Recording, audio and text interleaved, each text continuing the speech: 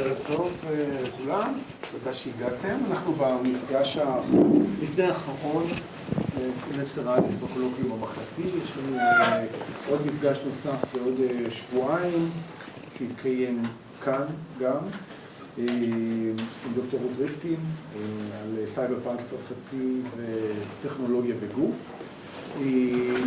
יהיה לנו לוז חדש לסמסטר הבא בקרוב. אנחנו נעדכן אתכם, ואפשר כמובן לכתוב לנו מייל, ויש איתנו חומרים נוספים וקריאות כרגיל. הערב אני מאוד שמח לארח כאן את פרופסור טובייס אברט-הרטמן מאוניברסיטה העברית בירושלים. I will switch to English to introduce you, and I'm very happy that you're here. Tobias Ebbrecht-Hartmann is Associate Professor of Visual Culture, Media and German Studies in the Department of Communication and Journalism in the DAAD Center for German Studies at the Hebrew University of Jerusalem.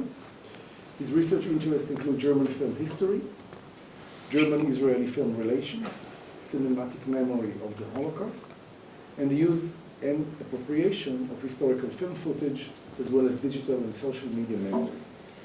He authored a couple of German language books, which I cannot really pronounce. Not so relevant. But a couple more German language volumes. They also cannot pronounce. He's the co-leader of the collaborative research project Consequential Images, Sequential Images, an archaeology of iconic films from the Nazi era, 2021. Funded by the German Research Association and consortium partner in the Horizon Euro project Memorize, virtualization and multimodal exploration of heritage on Nazi persecution. Previously, he was part of the Horizon 2020 project, Visual History of the Holocaust, Rethinking, Curation in the Digital Age. And his talk today is called Aseptic Holocaust, Rethinking the limits of representation in the zone of interest. So, please. Thank you very much, Ohad. It's really an honor to be here. Thank you for the invitation and the kind introduction. I prefer sitting. I hope this is okay, and I apologize that I will mainly read my presentation for today, because I really took the opportunity after a year after I watched the film I'm talking about for the first time, to really try to write it down in a way that it makes sense, so I don't want to kind of speak too freely about it. I'm really looking forward to the discussion. I hope that it will not be too long. I was also asked to delve a little bit into all the discussions and debates about the limits of representation. So what you hear today is not just a talk about the film Zone of Interest, but also through the Zone of Interest, reflection about at least parts of the cinematic history of Holocaust films. So I'm really looking forward to your questions and the discussion. Premiering at the Cannes Film Festival in May 2023, Jonathan Glazer's film The Zone of Interest was quickly acclaimed an outstanding masterpiece in line with other landmark films renewing Holocaust memory in previous decades, like Steven Spielberg's Schindler's List, Roman Polanski's The Pianist, and Laszlo Nemes's Son of Saul from 1993, 2002, and 2015. The Zone of Interest's narrative and visual concept, which relies on visual omissions and the stimulation of the audience's imagination, is clear from the beginning. The screen remains black for the first few minutes instead of showing the film sets its tone. Quoting, starting the film with a blank screen is also a way of saying to the viewer, ears before eyes, Glazer explained. That what you are going to hear, the sound of the atrocities committed on the other side of the wall, is as significant as what you are going to see, unquote. The soundtrack creates unease, disturbance, and a feeling of threat, which is contrasted by the idyll of the following shots of a family trip to an untouched riverside landscape. And I would like to start with this opening of Glazer's film, although I think that many of you have watched it. Okay.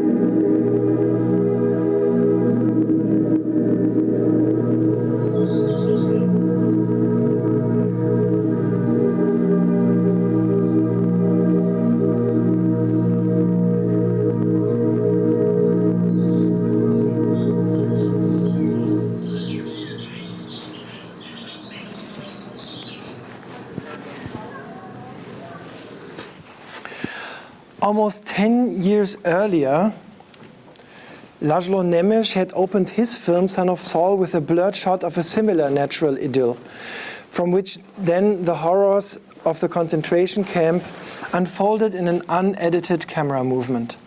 In this film too, the sound evoked images of the arriving deportation trains, dogs barking and guards goading the prisoners, while the camera narrowed the visible space to a minimum. It sticks to the back of the protagonist's head and follows Saul Ausländer, a prisoner of the Jewish Sonderkommando forced to burn the bodies of their murdered brothers and sisters in the midst of this unimaginable horror.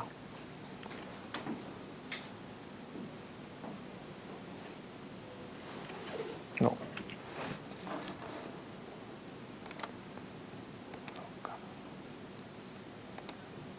Mm-hmm. Why doesn't it work? It worked. Sorry.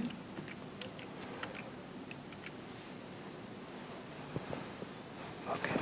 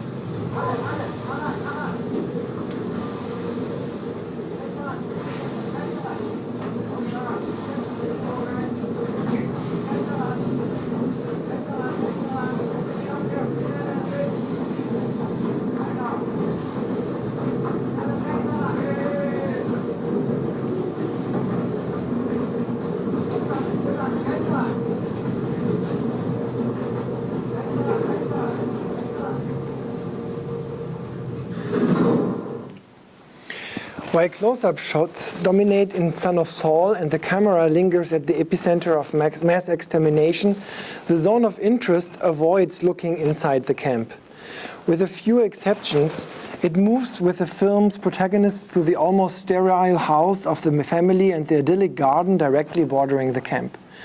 The film tells the story of camp commandant Rudolf Höss and his wife Hedwig, whom he affectionately calls Queen of Auschwitz, and who makes the family garden flourish while her husband optimizes the mass murder of the loads crammed in what feels like a distant place next door.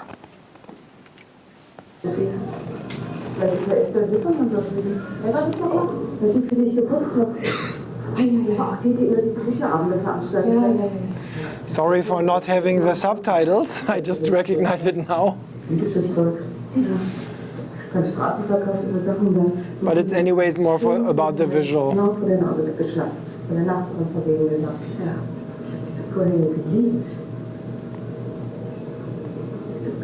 Das ist ja wunderschön. Ja, wir verlegen da. Hier gibt es auch Gemüse. Ein bisschen Kräuter, auch Rosmarin. Hier ist rote Beete. Das ist Fenchel. Grünblumen hier. Und hier ist der Kohlrabi. Die Kinder essen halt nicht viel Kohlrabi. Und Kohl, Grünkohl, Bohnen. Da hinten ist noch Kürbis, so weiter, Kartoffeln. So I'm jumping here to the dialogue sequence. Das wächst natürlich alles noch zu, wenn du wiederkommst. Dann. Nein! Hörst du auf! Hörst du auf! Komm hin!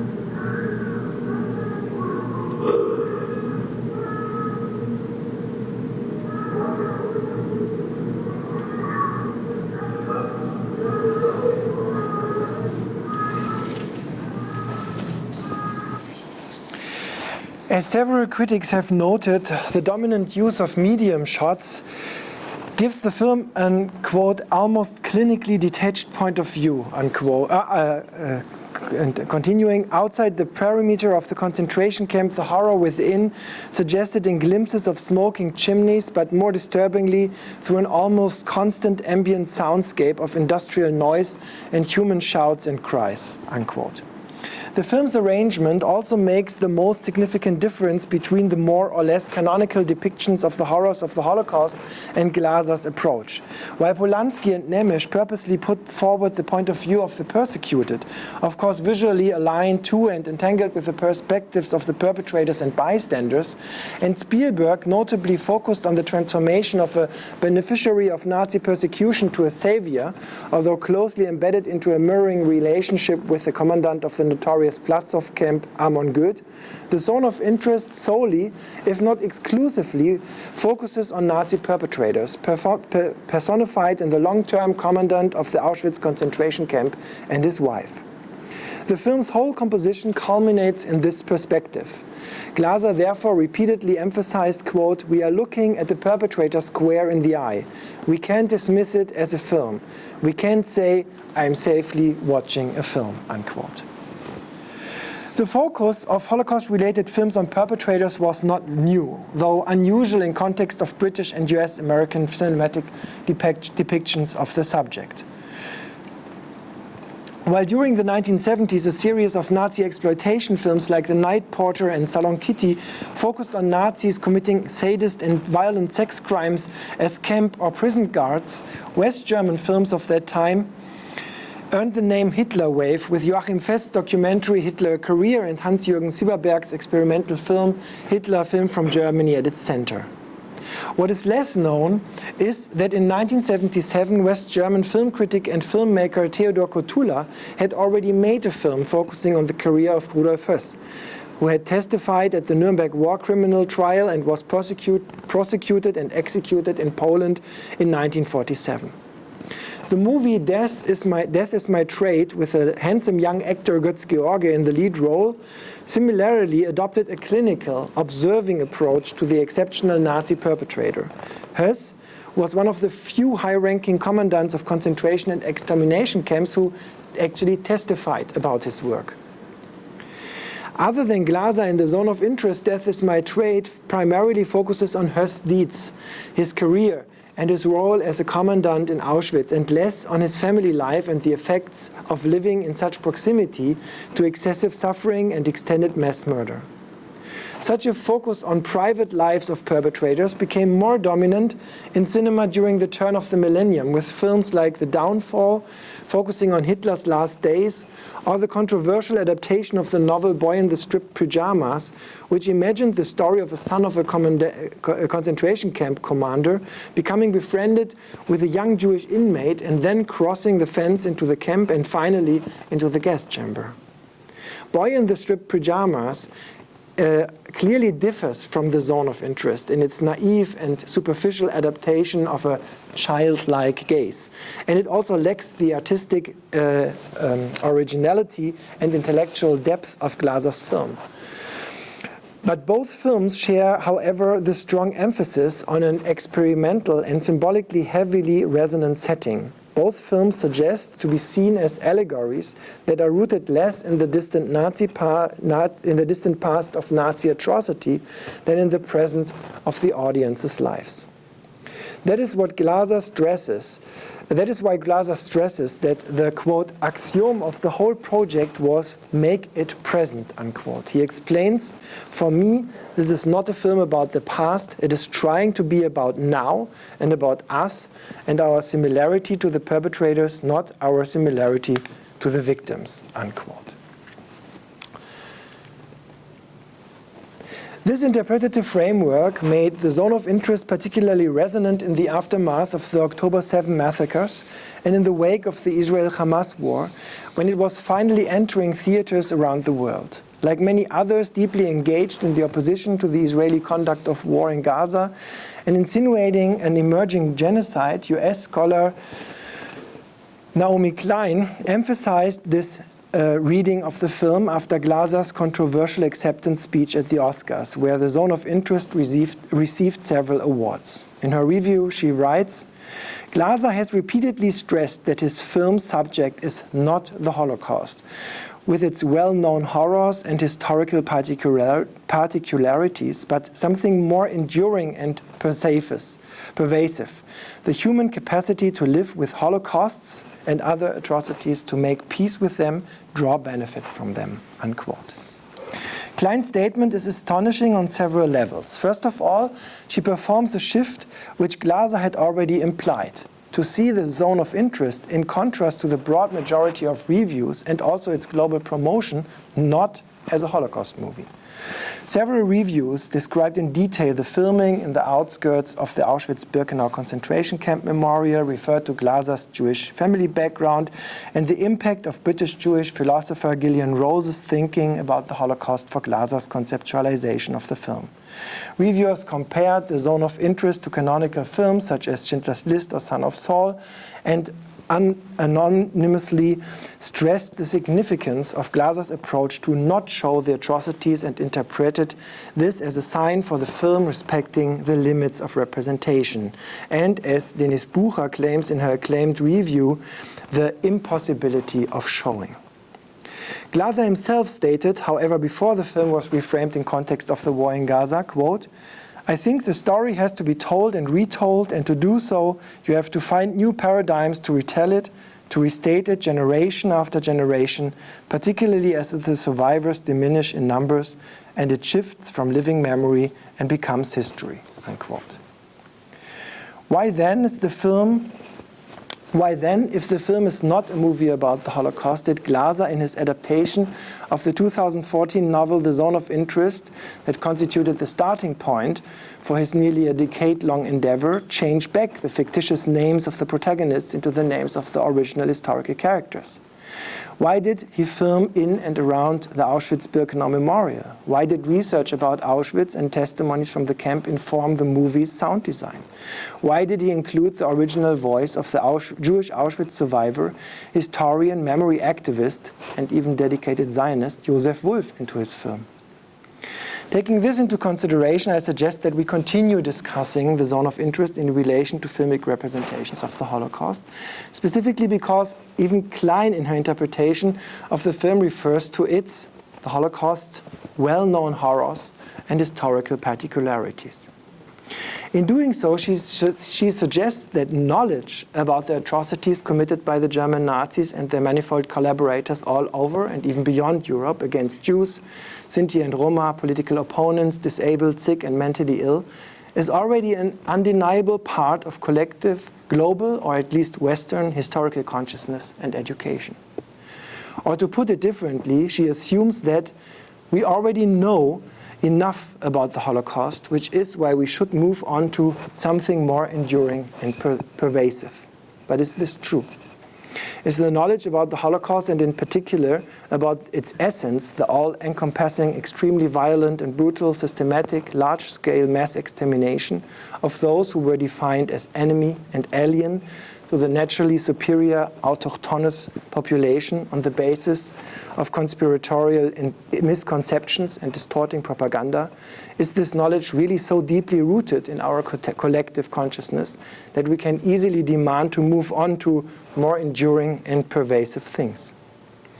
In a comparative study on 2,000 interviews across the Netherlands, the Conference on Jewish Material Claims Against Germany found significant gaps in the knowledge about the Holocaust, specifically among millennials and Gen Z respondents. 23 of them believed that the Holocaust is a myth, or the number of Jews murdered in the Holocaust has been exaggerated. According to the Claims Conference, this is the highest percentage in their cross-country study, which also includes Austria and the UK. Only France shows a similarly high number. 59% of the millennials and Gen Z respondents do not know how many Jews were murdered in the Holocaust, while 60% of Dutch respondents can name Auschwitz-Birkenau as a Nazi concentration camp. Only 20 know Westerbork and 19 Bergen-Belsen. Among millennials and Gen Z respondents, 44% didn't know any concentration campsite. It's true. Glazer's film highly depends on pre-filmic knowledge and para-filmic information. Its aesthetic concept of evoking filmic and extra-filmic memories of previous films, visual evidence of Nazi atrocities and survivor testimonies through complex sound design fails when this knowledge does not exist anymore, as Denise Bucher notes in her review.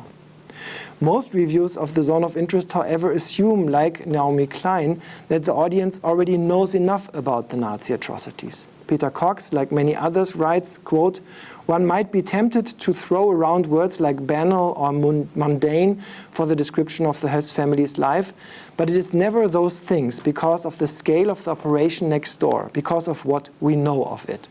But what do we actually know? Another reviewer, Todd Field, highly celebrates one of the central scenes of the movie in which Hedwig Höss first distributes clothes looted from female prisoners among her mates and then secretly admires herself when dressing up in a looted fur coat and putting on lipstick she found in its pockets. Field claims, in just 10 minutes, Glazer achieves what one could argue is the most chilling cinematic depiction of the Holocaust ever committed to film, through the simple act of Hedwig Höss applying another woman's lipstick, unquote. But can we really say that the looting of prisoners' property is the essence of the Holocaust? And even more so, can we claim that this scene of a German woman, deeply rooted in Nazi ideology and its fantasy of colonializing Lebensraum in the East, secretly dressing up as a bourgeois woman and hastily wiping away the remains of a stolen lipstick, is the, quote, most chilling cinematic depiction of the Holocaust ever committed on film?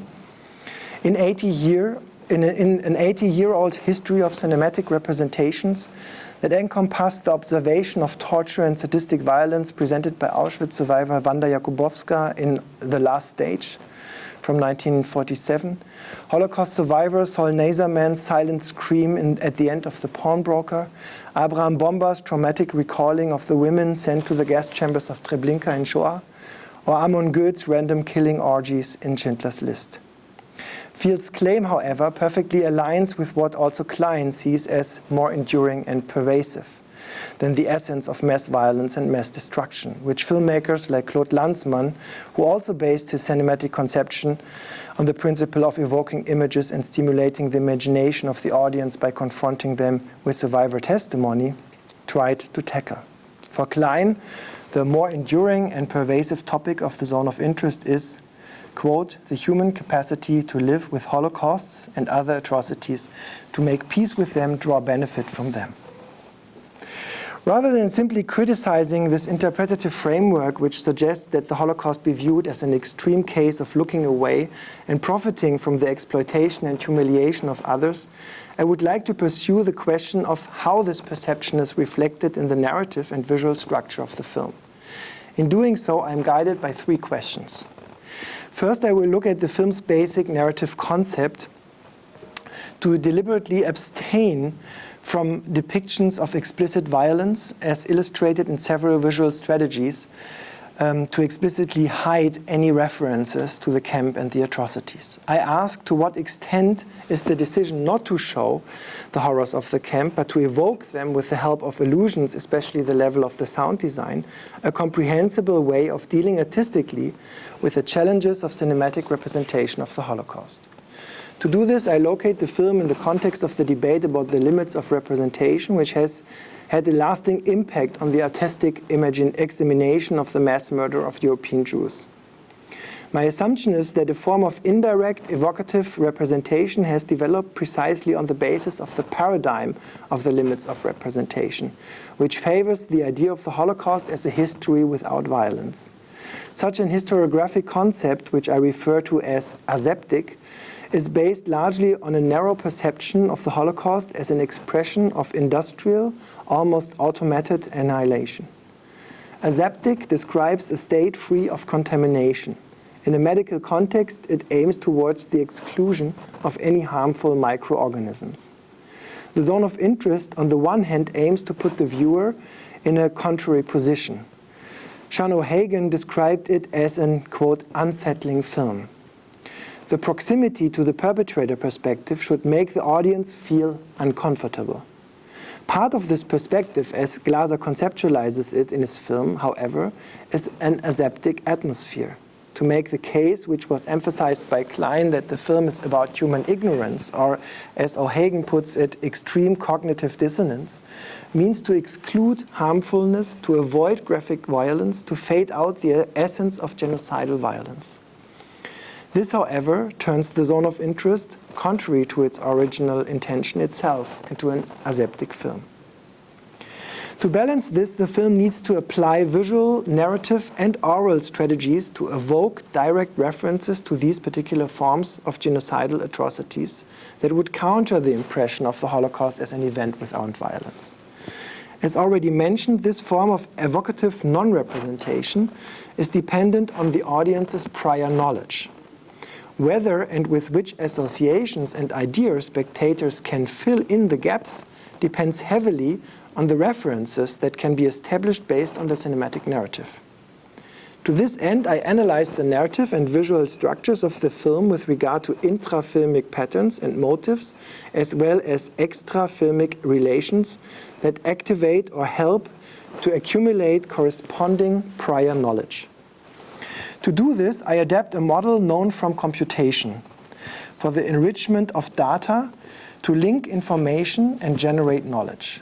This model conceptualizes knowledge production as an enrichment process that, based on interlinking and relational connections, moves from raw data to information by giving meaning to data and to turning information into appropriate collections of knowledge, which I transfer as a model to analyze the film's layers of representation.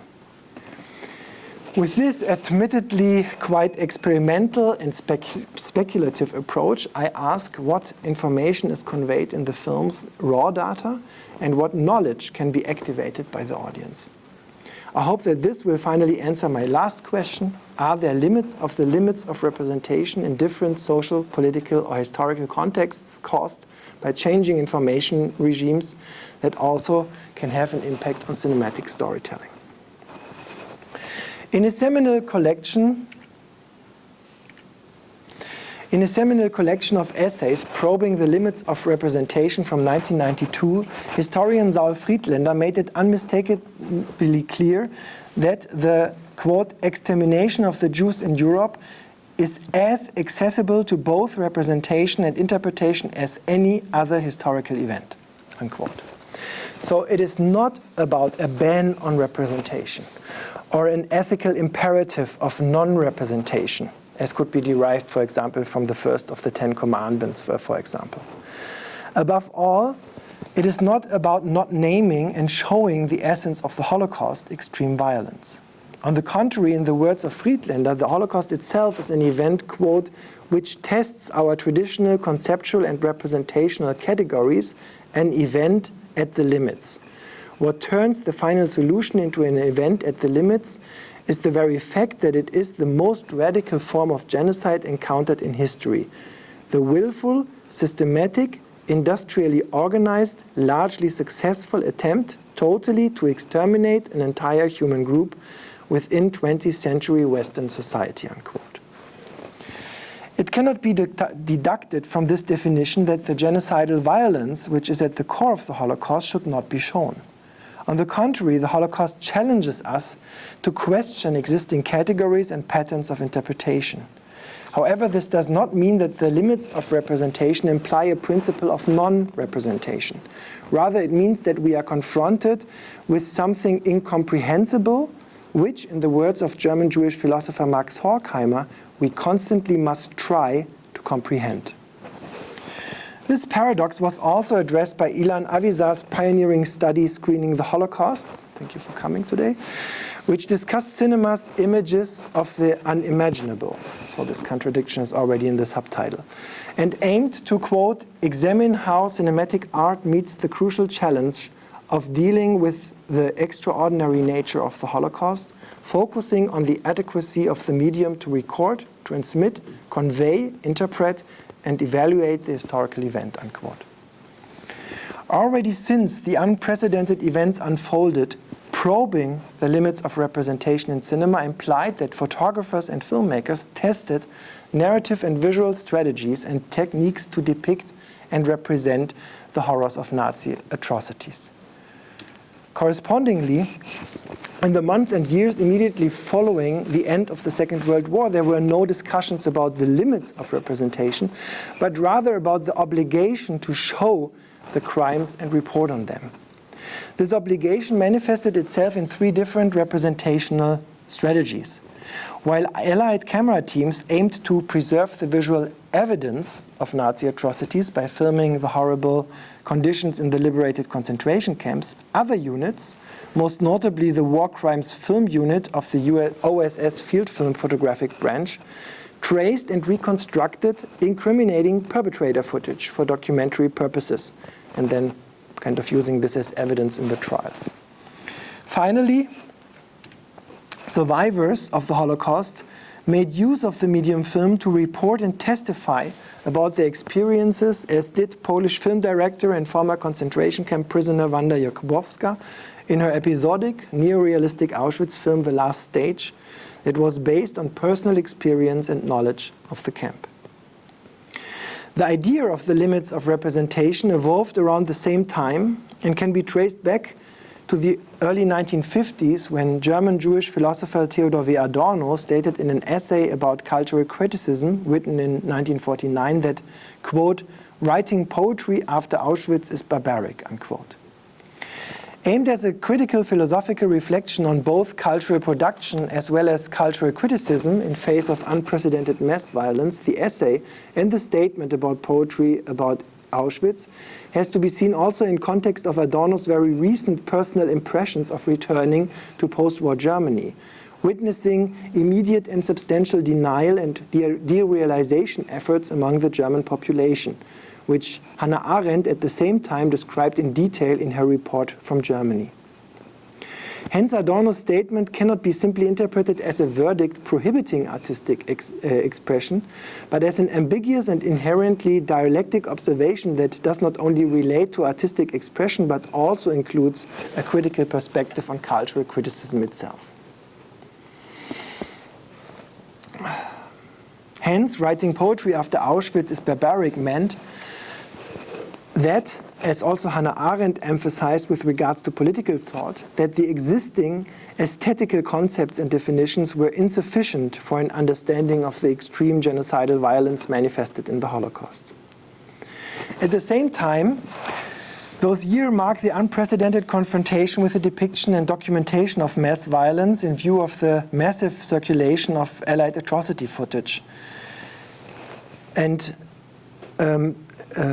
film critic and cultural philosopher Siegfried Krakauer addresses this also in a letter which he wrote to Adorno on March 3rd, 1965. Quote, "When the war in Germany ended, Eisenhower authorized the production of documentary films about concentration camps. There was something extremely justified about that. It may be that films about this topic, I mean factual films, are more legitimate than other works of art," unquote. This observation also resonates in Krakauer's reflections about confronting images of horror in cinema. In his theory in film, he deals with images that overwhelm consciousness and argues that we should confront ourselves with these representations of horror as they are projected onto the cinema screen. Quote, "Experiences the films made of Nazi concentration camps, we redeem horror from its invisibility behind the veils of panic and imagination," unquote. The significance of this confrontation with the visible evidence of genocide can also be traced in a memory shared by Susan Sontag about her first encounter with imagery from the concentration camps. Quote, "When I looked at those photographs, something broke, some limit had been reached, and not only that of horror. I felt irrevocably grieved, wounded, but a part of my feelings started to tighten. Something went dead. Something is still crying," unquote.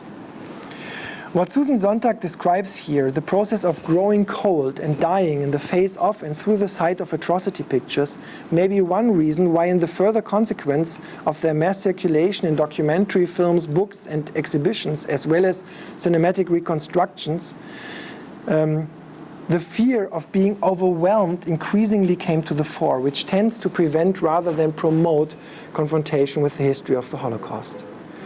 Early on, metonymic replacement strategies emerged, and the graphically extreme images of piles of corpses were replaced by compositionally similar piles of the murdered people's belongings, glasses, shoes, hair. In their intertwined structures, viewers nevertheless believe they see the bodies of the dead, although they actually cannot see them. The film The Pawnbroker translates this metonymic images into an aesthetic of visual resonance that evokes the traumatic past through contemporary objects and visual compositions. In the film's opening sequence, for example, the camera pans across a shop window, displaying a pile of unsorted shoes. German filmmaker Thomas Heise ultimately draws on this aesthetic for his film Heimat is a Space in Time, in which he subsequently confronts a deportation list with names of Jews from Vienna, among them also the names of his grandparents, and stones, and with static shots of piles of wood, sand and stones in an area where Heise's father had to work in a labor camp. Applying the concept of visual resonance, that depictions of the piles function as index to the site and as a resonant relation to the experience of the Holocaust.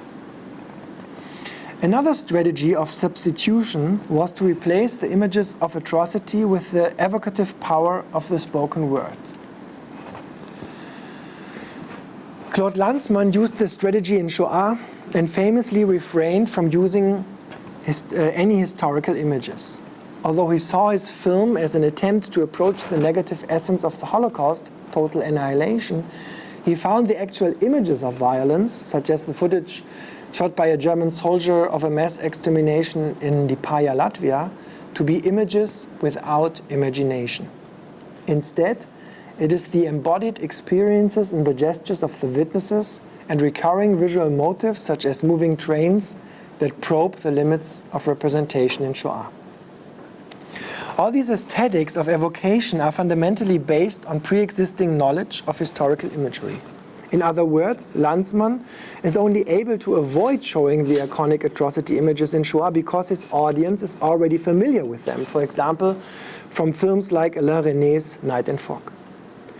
We are thus confronted with a paradox. If these images are no longer shown or actualized through related depictions, they remain raw data that cannot retrieve or generate any knowledge as linked information. If the images continue to massively circulate and additional visual representations accumulate on top of them, their referential links break. In that case, an excess of visual information makes contextualization and enrichment and corresponding visualization impossible. Janet Maslin already noticed this challenge in a review of Steven Spielberg's Schindler's List from 1993. Referring to the circulation of Holocaust-related atrocity footage and imagery, she claimed that, quote, "The Holocaust threatens to become unimaginable because it has been imagined so fully." The cinematic concept of migrating images is inherently shaped by this ambiguity. On the one hand, it describes the danger of a cooled down, repetitive, bite-sized, condensed set of iconic images that tend to become what Barbie Zelizer has once famously described as remembering to forget. In my article on that subject, I specifically emphasized the problem of decontextualization when images of atrocity migrate into different historical or political contexts. Quote, "Turning towards media representation of the Holocaust and migrating images drawn from the event but placed in a different context, the crucial question is if and how popular media enables us to realize this epistemological potential of the spectator's position, or whether it transforms representation into a mimetic aesthetic avoiding imagination and reflexive memory." Unquote. On the other hand, does the intertextual character of migrating images allow multiple forms of relational interlinking, which can assist in activating additional extra-filmic information and culminating knowledge? Hence, migrating images have to be seen as highly relational. In order to better understand this, we might want to apply what W.J.T. Mitchell has proposed, quote, "a delicate critical practice that struck images with just enough force to make them resonate, but not so much as to smash them," unquote. The crucial question, therefore, is whether and how migrating images allow such process of intertextual interlinking and what knowledge can be activated through those links. A good example to demonstrate this might be Alain René's Night and Fog, which was analyzed in detail by French film scholar Sylvie Linderberg with her innovative microhistory approach. Despite the fact that the film does not explicitly and exclusively refer to Jewish experiences of the Holocaust, Jews are only mentioned in passing, the atrocity footage used in the film was, particularly by young viewers and specifically in Germany, related to the Jewish Holocaust, a fact that is also illustrated by the observation that Israel's General Attorney Gideon Hausner decided in 1961 to include large parts of Night and Fog in a film that was screened during the trial against Adolf Eichmann. Turning into a source for subsequent representation allowed for actualizing René's film, the knowledge encapsulated in it and the knowledge generated by enriching the film with additional information. The visual migration process hence created relational links that viewers can realize, although they don't have to. This can, for example, be seen in case of Stars, a film made by East German filmmaker Konrad Wolf in 1959 about a German soldier confronted with the fate of Greek Jews deported to Auschwitz. The film's opening and closing scenes are clearly modeled after the famous deportation sequence in Night and Fog, which was significantly based on footage filmed in the Dutch transit camp Westerbork, which was later also used by Harun Farocki in his film Despite. Through this indirect reference, not only of the Westerbork footage, but explicitly the sequence edited by René, Stars actualizes this relation nearly 5 years after Night in Fog, and thereby renewed the film for a different audience. Such renewed actualization can also be seen in a sequence in Margarete von Trotter's film German Sisters about the radical left-wing activist and RAF terrorist Gudrun Ensslin. In this sequence, the imprisoned protagonist and her sister recall a scene from their school days when they were shown Night and Fog, an experience that left a lasting, also physical impression that is diametrically opposed to the impression of an aseptic Holocaust and rather emphasized the contaminating character of the images in René's film. Spielberg's Schindler's List then references two iconic scenes from Night and Fog at a crucial moment in the plot about Oskar Schindlers transformation. Oh, ich versuche das mal leiser zu machen. From a Nazi profiteer and gambler.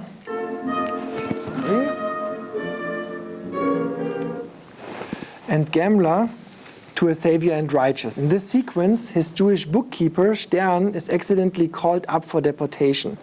The scene showing the boarding of the train and Schindler desperately searching for Stern is in the closed cattle cars, contains several significant visual markers that reference the deportation sequence in Night and Fog. After Stern's rescue, a narrative anticipation of the latter happy ending, the camera then turns away from Schindler and Stern and dives into the warehouses that contain the goods and property taken from the deportees.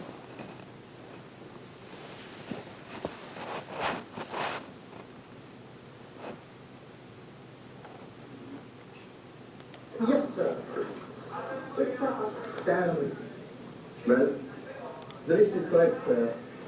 There's nothing I can do. What is your name? My name? My name is Kunda. Hauptstadt here, Kunda. What's yours? Schindler. S-C-H-I-N-D-L-E-R.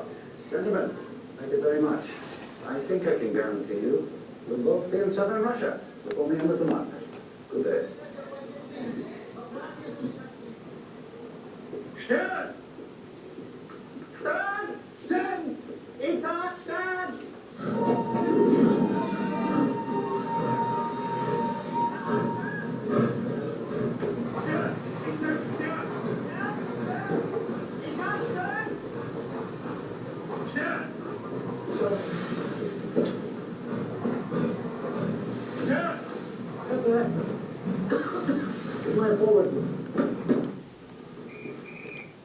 Try to explain them. It was a mistake, but I'm sorry, I'm stupid. What if I got here 5 minutes later? Then where would I be?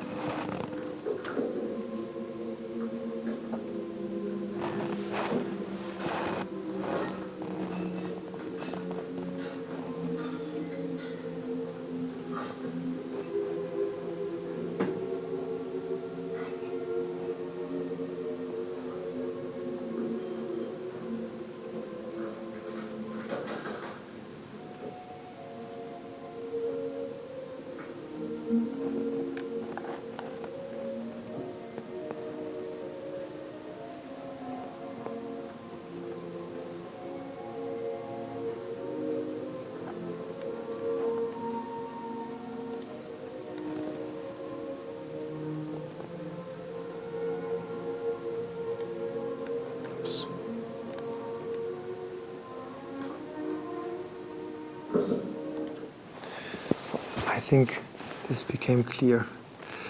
The significant traveling shot along those objects recalls the montage of leftovers from the camps in René's film, thereby utilizing the reference for activating the knowledge about systematic extermination to outline the actual background to the extraordinary rescue story told in Schindler's List.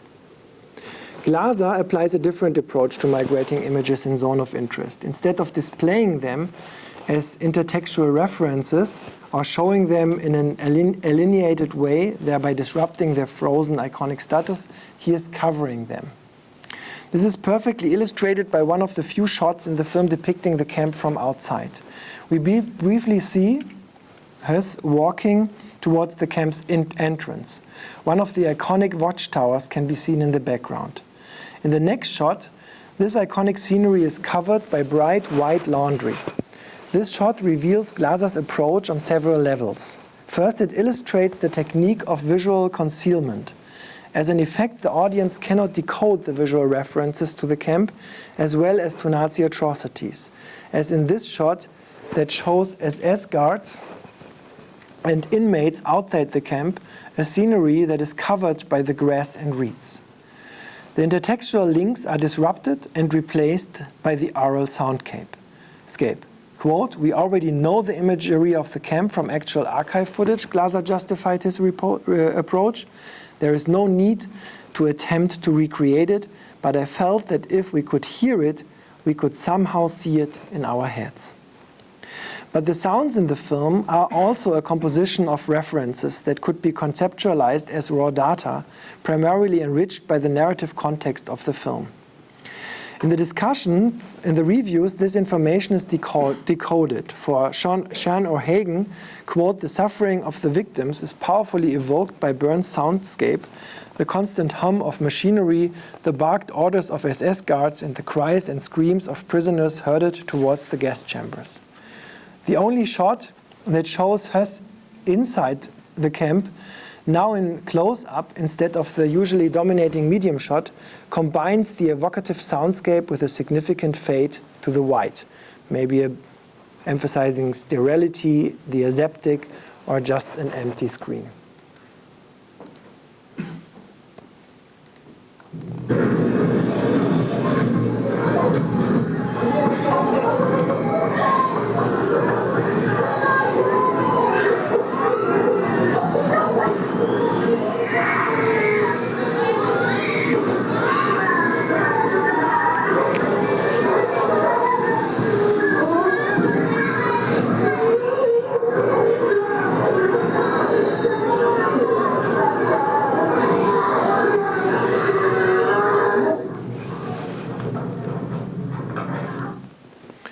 This transition seems to reverse the movement that Alain Resnais placed at the beginning of Night and Fog, the tracking shots through the idyllic landscapes that reveal the barbed wire fences that furrow it.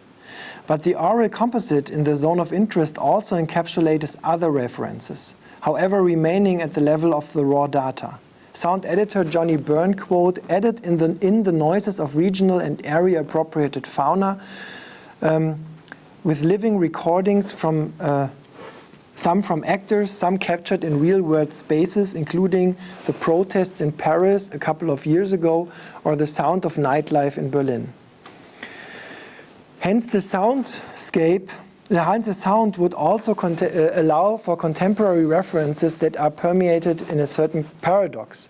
The shouts and screams that can be heard from the camp and drift over to the family's property come from contexts as diverse as social protests or nightlife. On a visual level, there are only a few exceptions. In one scene of the film, her son looks at a few gold teeth that most likely were taken from murdered prisoners. Here, references could be made to Spielberg's encapsulated knowledge about the extermination in the Warhol sequence of Schindler's List. Only one motive, based on migrating images, is explicitly exhibited in the film and further emphasized by repetition: the camp's wall. This motive is particularly important for activating a certain form of historical knowledge that establishes a central basis for interpretations such as those of Naomi Klein. Unlike the transparent barbed wire fences, which in the iconography of the liberation footage are often associated with the motive of prisoners looking through the fence, and at the same time symbolize the inescapable violence of the camps, in the iconography of the Holocaust, the wall tends to represent the ghetto. This is also the conclusion of some of the reviewers. For Todd Field, this reference evokes a respective interpretative framework to relate the film to the present. Quote, "The zone of interest is just as enigmatic as urgent, for we live in a time fraught with all kinds of walls used to ghettoize the other." The wall serves as a protection screen. As a border, it connects two sides that have no points of contact. It cannot be seen through, even though filmmakers have been experimenting with techniques to make it permeable since the invention of cinema. While the electrically charged barbed wire fence prevents contact but allows glances. This emphasizes the proximity of the horror, while the wall emphasizes the sealing off, and is therefore particularly suitable for highlighting the ignorance and refusal to look and to conceptualize the historical incidents as an almost automated event that takes place in secret and without the use of force. The most significant visual pattern in the zone of interest, however, emphasizes the dominant impression of a clinical atmosphere. Throughout the movie, we can discover a series of references to visual images, to the topic of cleaning, that constitute what German film scholar Peter Wuss has defined as a topic line, a perceptive structure that can affect the specific understanding and interpretation of a film's narrative. The topic line in the zone of interest starts with the conceptual shot of the white laundry blocking the side of the camp and thereby covering the iconic image of the watchtower. It continues with several other shots that emphasize the practice of cleansing off any references to the reality of suffering and extreme violence in the camp. A Polish prisoner shrubbing blood from Höss' boots, cleaning Höss' children in the bathtub after a trip to the river where Höss had discovered human bones, Höss cleaning his intimate area after extramarital intercourse, and Hedwig in the bathtub. The series of topics then culminates in the final sequence of the film, documentary footage of the cleaning of the former gas chambers and the glass showcases with the remains of the murdered prisoners in the museum of the Auschwitz Memorial. These leitmotif images are framed by an allegorical somatic reaction of Höss' body, a suppressed urge to vomit.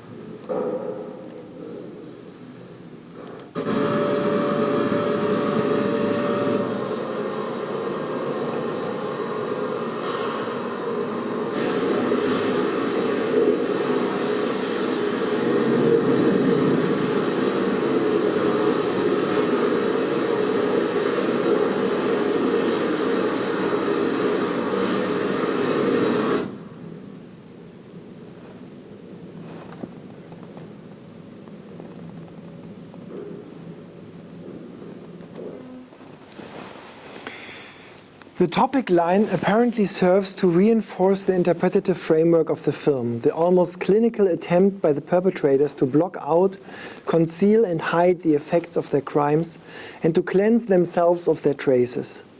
In doing so, however, the film runs the risk of reproducing an image that is already inherent in the self-conception of the Nazi perpetrators, and that leads to the narrow perception of the Holocaust as a technically executed mass murder without violence and, above all, without human agency.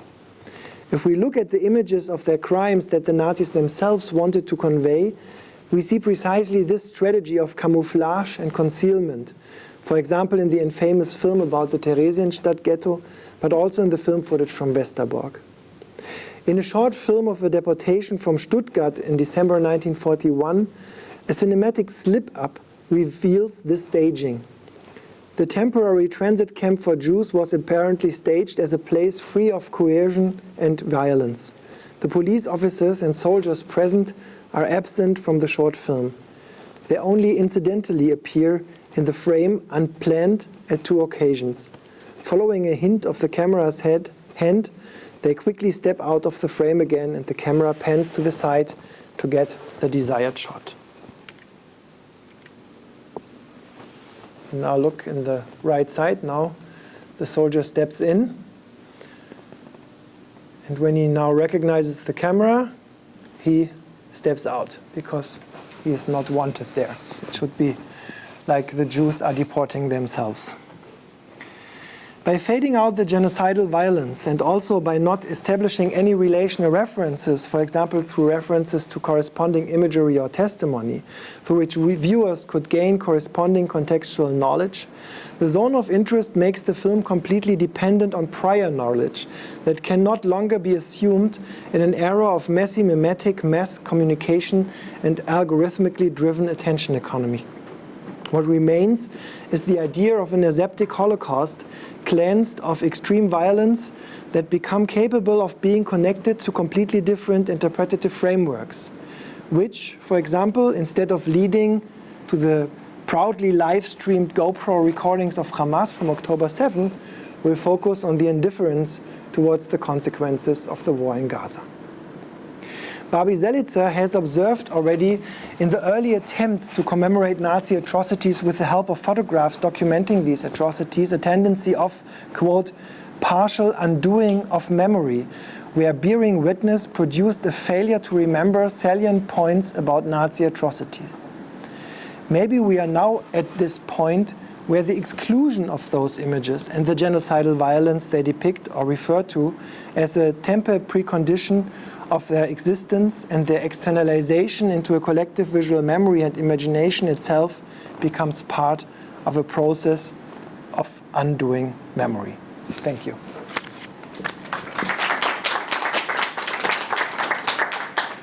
And I completely left out this part of the film, so I'm happy if we start discussing this also in the Q&A.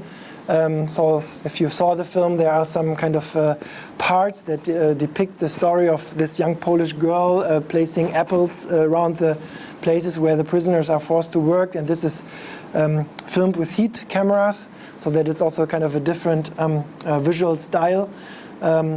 It's still really something that most viewers kind of confuses, and it's difficult to make sense of it. I had some ideas, but it was already too long, so I didn't include it in the presentation today. Thank you. Thank you so much, Tobias. We have 25 minutes for discussion. Oh, that's good.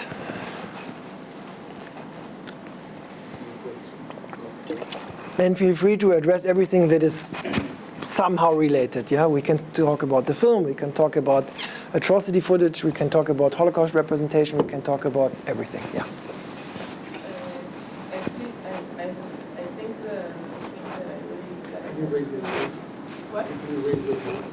Oh, sorry, yeah. I think the thing I really got attention about what you talked about was the idea that over-remembering kind of makes you forget because you become self-confident with your knowledge, kind of.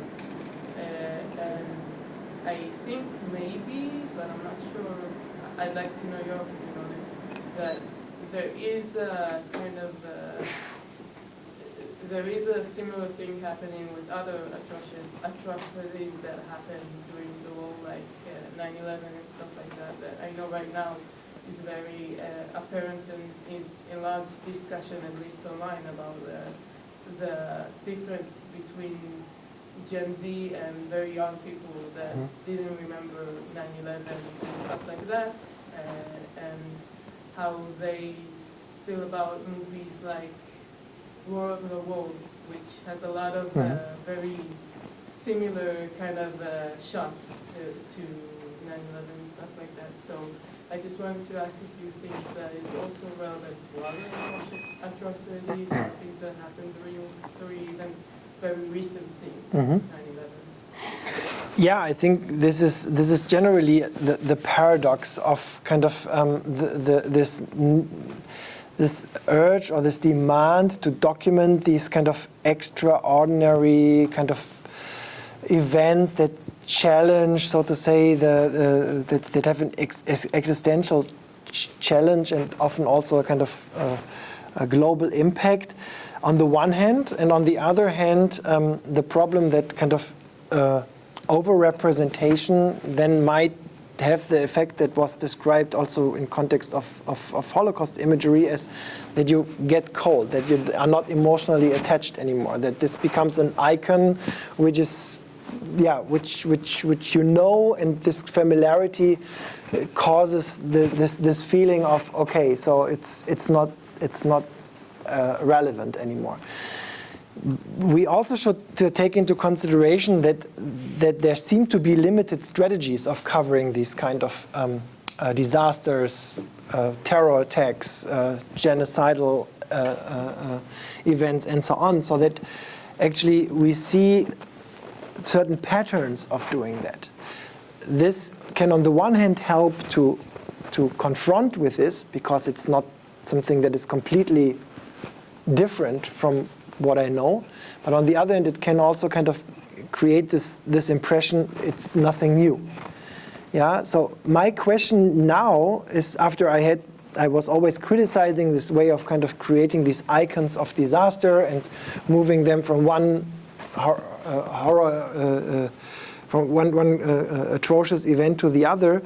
I'm now wondering. So first of all, can we really easily understand and decode these things if we don't have any, as you say, living experience? Yeah. So for my generation, of course, 9/11 is an event we somehow experienced live televised. For younger people, not. So what do you need to know about in order to understand? Or is it, and how can we find ways to actually grasp the quality of these events? Yeah, because a war is still different from a genocide, is still different from a terror attack, and so on and so on. But we tend also in this kind of culture of shock and attention to somehow merge everything. Yeah, and then the question is, so to say, where are the limits of the aesthetic strategies we were using in the past of alienation in order to create irritation and demand the audience start thinking, or this strategy of not showing but evoking and just kind of hoping that the images appear on my mind? In that regard, it kind of like almost felt more reminiscent of a horror movie. Mm-hmm. The usual Holocaust movie that is more like a drama, especially in the part where it turns white and you only hear screams and stuff like that. I thought it was really interesting. Yeah, this is another thing that of course there's already a lot of existing research about kind of horror elements in Holocaust cinema and whatever, even kind of talking about the undead and everything.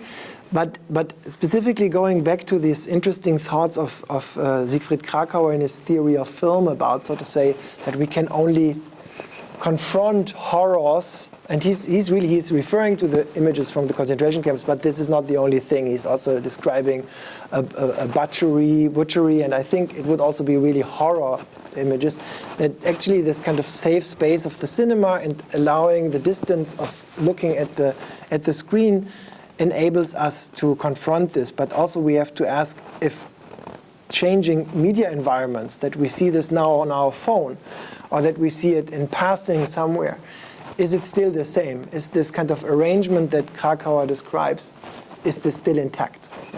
Open question, I don't have answers yet.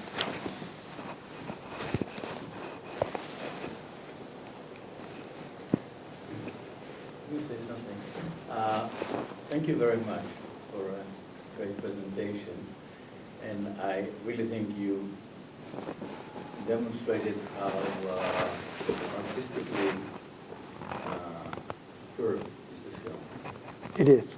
At the same time, I'm not sure if we get into that class that you mentioned at the beginning of the pianist and Son of Saul and Schindler's List, yeah. I think it's because it's too artistic for this.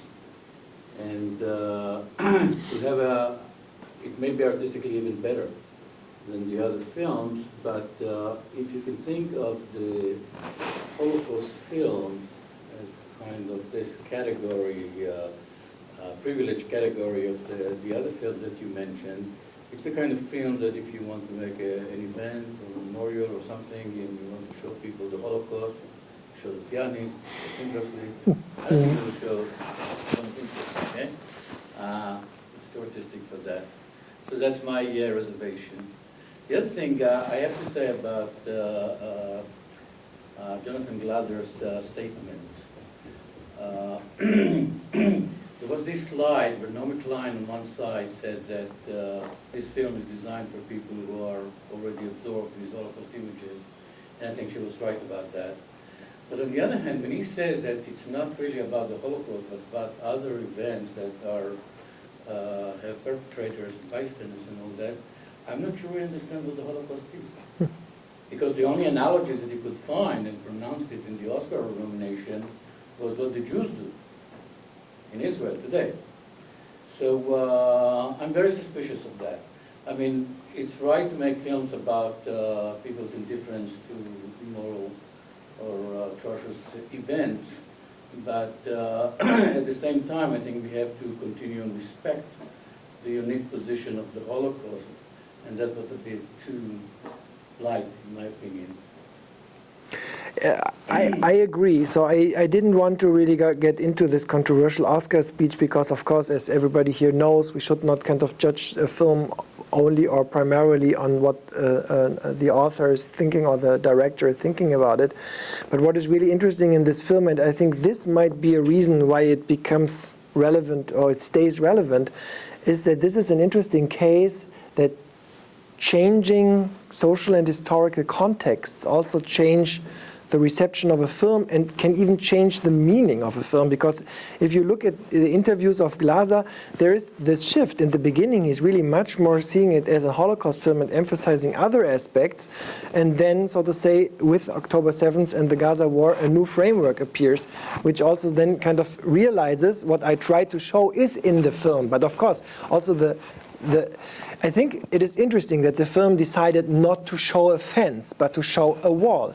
Yeah, and this is definitely, without the wall, the whole idea of that this is a film that shows, so to say, that shows how we block away atrocity from our lives would not work. Yeah, so you need the cinematic object that actually fits to it. But of course, that was not the intention at the beginning. Yeah, why he used the wall. Yeah, maybe it's really more that there's the screen and the wall where then the flowers grow. Yeah, so the layers. There could be a lot of other interpretations than Naomi Klein then kind of making this the ghetto wall. Yeah. I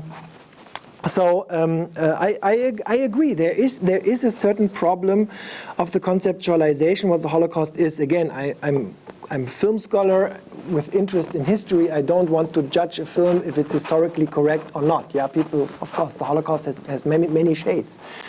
But it is interesting that maybe we are at a point that this particular quality, and this is going way beyond the idea of singularity. Yeah? This is also just a catchword that is distancing it again and making it something that is beyond our comprehension. So it was really more also for myself a very personal experience when I saw the film in December 2023. I saw it and it was over, and I thought, wow, this is everything is perfect. As you said, it's artistically great, and also this whole approach of kind of evoking images in the heads of the viewers beyond words is exactly what I was saying for years, and what can also be even taken from your book. But I was sitting there and felt, okay, he makes everything right, but still the film feels wrong. And the reason for that was that something has changed in my own perception through the experience of October 7th. And this idea that we see the Holocaust as a clinic, industrialized form of agentless mass murder. We usually forget that the Holocaust was first really face-to-face encounter of perpetrators and victims and shooting with a lot of blood, with a lot of vomiting, with a lot of very ugly things. Yeah, but I can totally imagine if you have the idea that the Holocaust is something very sterile, and then you see that people are suffering in a war and that buildings are collapsing and so on. Of course, you find this much more kind of emotionally upsetting than the idea of this kind of clinical surgery-like murder. And so we have to think about, okay, what is the quality of violence? This does not mean that one violence is more important than the other violence to commemorate. But we need to find ways to define this different qualities. And the question is, does this also affect the ways how we represent? Yeah, and yeah. I have to ask you now about this image, because to make this aseptic Holocaust and this clinical vision, he resorted to such rich artistic arsenal and really supreme craft and imagination. I mean, it's a great work of art. He worked 9 years on this film, yeah. So my feeling is, once we connect to that, then the history is delegated to the background, and the foreground is the artistic work that we see. And in that context, I think that whole chapter of this girl in the camp even forces you as a viewer to relate to that. There's something artistic here. Okay? So maybe you can. Yeah, this is for everybody. It's sort of intriguing. Yeah, this is interesting. So to say, how far maybe is particularly on the one hand you would think that kind of filming this with this military surveillance technique is a form of distancing, but somehow, although it's very difficult to make sense of this part of the film, it feels much closer. I think what I also just understood when reading a little bit about the background, this is actually a story based of a Polish woman who lived nearby the camp, and who was in the resistance and who passed away during the filming. So somehow I think this feeling has also to do because maybe also the filmmaker and the team were much more attached, because it's somehow a personal story, which is usually what a Holocaust movie puts today into the center. Yeah, we try to convey this abstract history through personal story, and somehow it's absent here because you cannot tell this in the same way in the perpetrator perspective. So you still have this, so this kind of shifting between distance and proximity towards the Höss family. So there's something attaching here, and maybe the artistic is also something that contributes to this, because the main storyline, as I said, it's already the cinematic technique with many medium shots, and also that they filmed in the house with hidden cameras, and that creates already a certain distance, so to say. Yeah. For me, the most irritating thing here, I mentioned it in passing, is that there is only one kind of actual documentary source in the film, and that is the voice of a Holocaust survivor, Josef Wolf, announcing a song, a Yiddish song, which he has written in the camp. Yeah, but the film doesn't explain anything else. See, it even doesn't include his singing voice, but then just kind of plays the tune on the piano, which is paradox, because actually the tunes were made afterwards by a German composer in collaboration with Josef Wolf. Yeah, and I learned then that the filmmakers, they just wanted to have something tangible, and then they went to the USHMM and asked, and then they said, hey, do you have something in Yiddish, something with relation to Auschwitz? And then they said, we have the sound recordings. And then they asked the archivist to make how do you call this, to write the music notes on a sheet, and then they used this sheet like a document. Yeah, so and this is still something I feel so indifferent about. Yeah, so to include these things, to create these this connections, but not realize it, and yeah. It's a supreme violation of Adorno's difference. Yeah, somehow you can say this. Somehow you can say this. Yeah. Yeah. Yeah. Oh, sorry.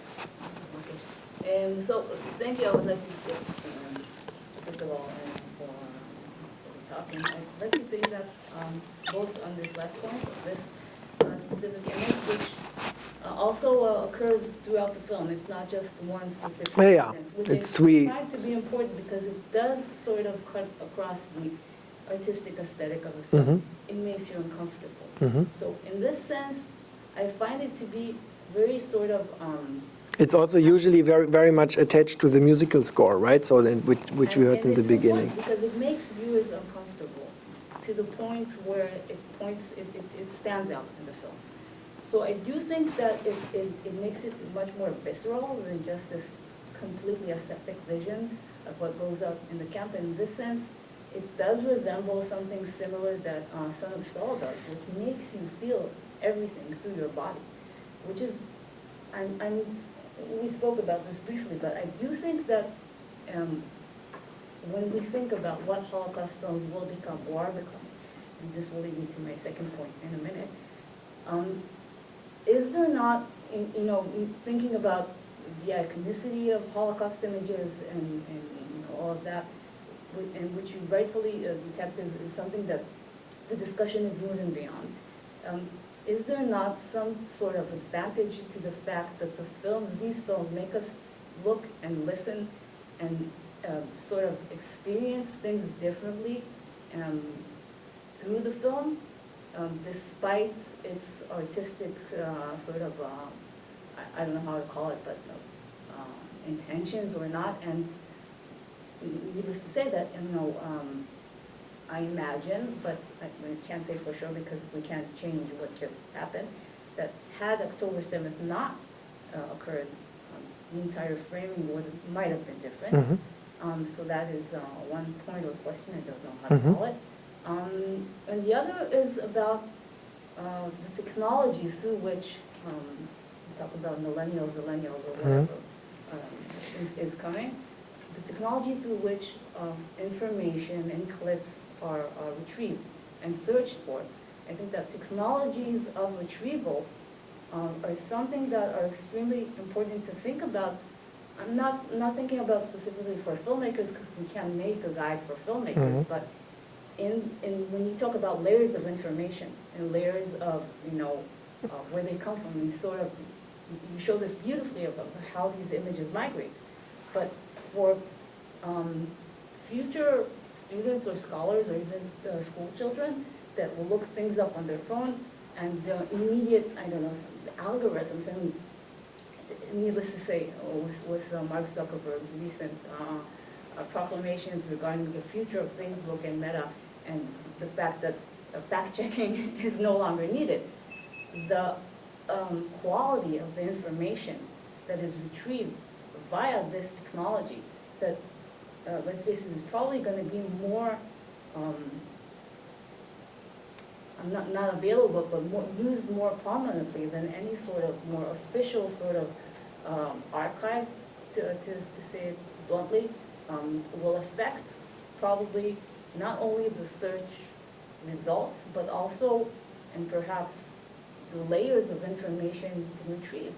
So yes, it is a problem, but it works both ways. The technology both affects the images, but it also affects the images that will be retrieved by it. So it's kind of two separate issues, but they're connected, because essentially, yes, the memories are changing, but they're changing for a reason, and we need to consider that. And it's not just changing because history is changing, but in a sense it is changing because contextually, yes, things are changing. So I guess the greater issue is, or if there is a question in everything I've just said, is how do we consider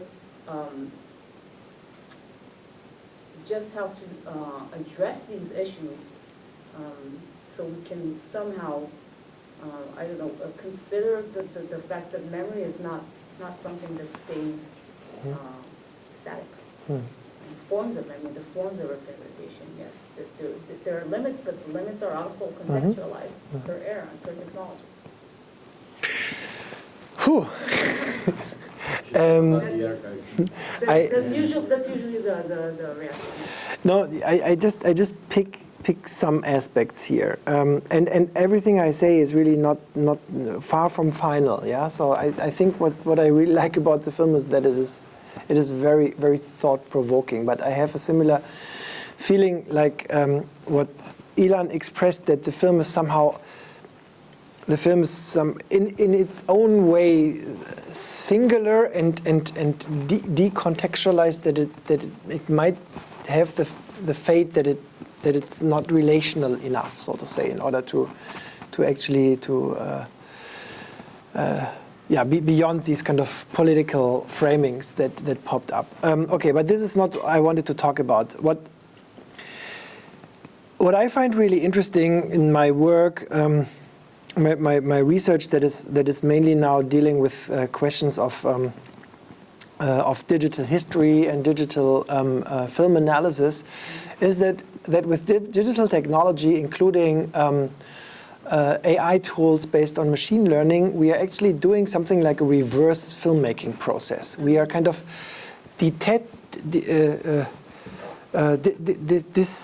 dismantling the film in its basic elements. Yeah. So while the filmmaker is going into the editing room and editing the shots together and editing a layer of music and so on, we now apply technology in order kind of to identify, to detect the shot boundaries, create shots, then annotate them, define the camera movements, look for kind of similarities between particular framings in one film with framings in another film, and thereby apply, so to say, what we did manually and in our heads when we were looking for what are genre parameters and things like that. Yeah. Film is not anymore such a difficult thing, for example, for machines to understand. But what is actually still very, very challenging for machines to understand is sound. And really kind of to do the same with sound and identify elements in sound because they're still usually the detour that you somehow have to translate it into text, analyze the text, and then, so to say do something about the sound. And this is interesting about this film, because I have the feeling that the film, so to say, it makes it impossible for me to trace the visual references. And for me, I loved this shot I showed of the laundry hanging in front of because on the one hand, this is the very ironic and critical reference to the idea of these iconic images we derive from historical events, and specifically from the Holocaust. But on the other hand, it is actually an image which is very difficult to read, because it's blocking sight. It's not showing it from a different angle. It's not kind of creating a different kind of a compositional pattern, but it's actually, it blocks, yeah?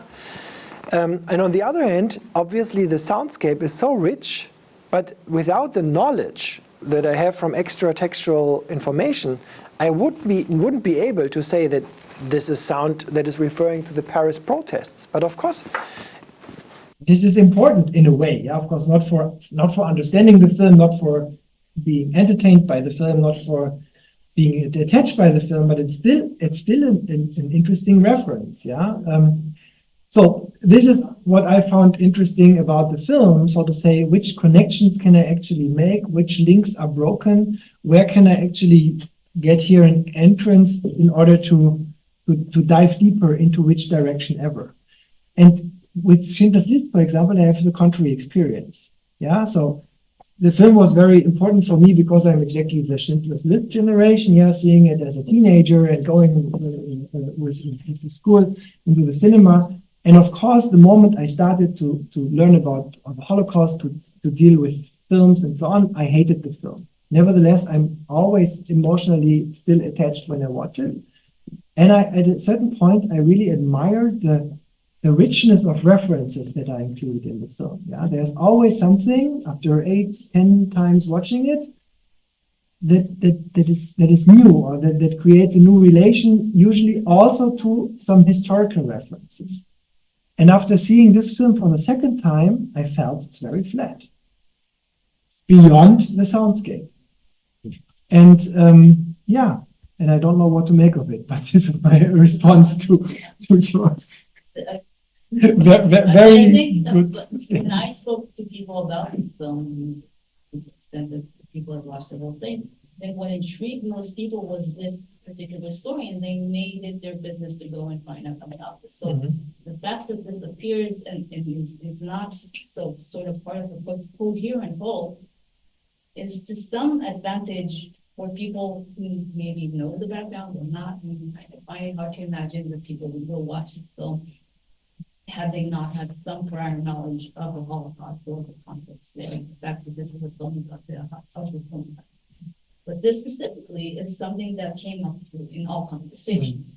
So I think that there is a certain element to this that you know, within the entire film stands out and is important. And I think it speaks to something that, you know, I can't speak for Glazer, but it speaks to a certain, and Noel mentioned this before, does the iconicity or do the icons of Holocaust or other atrocities have this? Does it not become something that we become so accustomed to that it just passes us by? I mean, so I imagine that given the reactions of people in this, not beyond, this is something that still manages to touch people and connect to them. I don't know if emotionally or not, but when they do learn of this story, it is very emotional.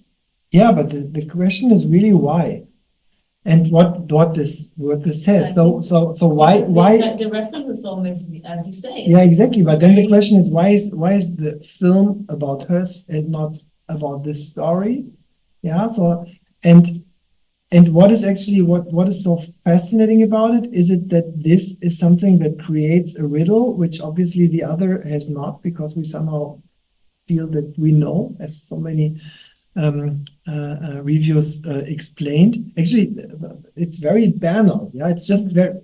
But of course, or is it the attraction of this camera, this kind of heat cameras? Is it the sound, which is much more dominant in these parts than in other parts, that creates this visceral atmosphere? Is it, but maybe is it also the relief that here I have a person that is helping, while the film is forcing me all the time to watch people who are ignorant? Yeah, it's a very interesting observation, but I think it's not so easy to answer. Yeah, or maybe it's the image of the victim in a film that is primarily perpetrator cinema. And this is really interesting because actually, it's very, reading the reviews, it's very weird. So who is identified as what? There are even people who identify this as a Jewish girl. So although this doesn't make sense, no Jewish girl could do that. Others know that it's a Polish girl. Some confuse the girl, this girl with one of the girls of the Höss family. But this is all the time. It's also the film explicitly says, or Hedwig says, no Jews would not work in our house. Nevertheless, a lot of these people who are working there are addressed as Jews. Mm-hmm. Yeah, nobody has the idea that there were non-Jewish Poles in Auschwitz. Yeah, so but at the same time they say we know. Yeah, and this is an interesting paradox which I just observed. But yeah, so I think I think maybe it's really more this. It's the victim rescuer side is here, and this is relieving in the way that we are forced, so to say, to follow the path. Which was right with the girl with the skirt. Yeah, exactly. So that would be interesting to see this in that aesthetical context. Yeah. So while it's a complete opposite, right? So the color in the black and white movie, and here, so to say, the negative black and white in the color movie. Again, it's also, of course, somehow interesting, really, that this is a military surveillance camera taken from the Polish military in times where in the neighboring country is a war. Yeah, that would also be totally possible to use the Ukrainian war and the Russian aggression as a narrative frame to see the film. That didn't happen. That would be interesting. It would be totally different. Yeah, like this could definitely work with these sex sequences. In relation to Schindler's or the Spielberg's Girl in the Red Coat, if this were the quotable sort of frame from the film, would that not be to a certain extent something that would maybe redeem it in parts? Because to say the truth, I mean, nobody leaves this film comfortable, not in any way. I don't think anybody, me included. It's just, it's very unnerving in so many ways, but I think it needs to be unnerving. Yeah. To say it's not, it leaves you thinking, it leaves you questioning. So in that respect, yeah. I think it does something. No, definitely. No, this was from I think a central demand or criticism of many other films dealing with Holocaust-related stories, that they are actually not creating this feeling of uncomfortableness. Yeah. So how can you make a Holocaust movie where you just feel good? Yeah. So this was. Yeah, and of course, the film achieves this, and the film also achieves really the perfect answer on this idea of showing by not showing. But again, I think you emphasize it several times. People who watch the film would already know something about the Holocaust. This is a film for people who maybe even know the cinematic history of the Holocaust. But yeah, so this might be maybe a niche, and therefore maybe, Ilan, you're right that this film will not become part of the canon. But it's perfectly situated at this 10 years mark, so maybe it will, I don't know. So, okay. This effectively went beyond time, which I'm grateful for. But thank you very much Thank for all you. the